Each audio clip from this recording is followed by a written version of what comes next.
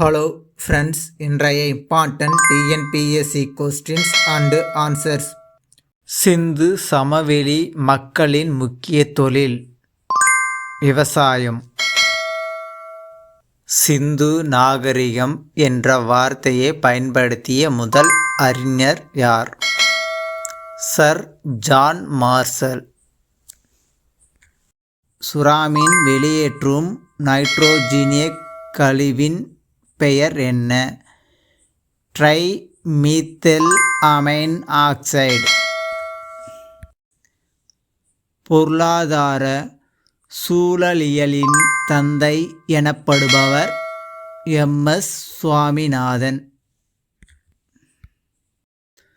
பழுத்த ஆப்பிள், தக்காளி மற்றும் திராட்சையின் தோலின் நிறத்திற்கு காரணம் ஆந்தோசைனின்.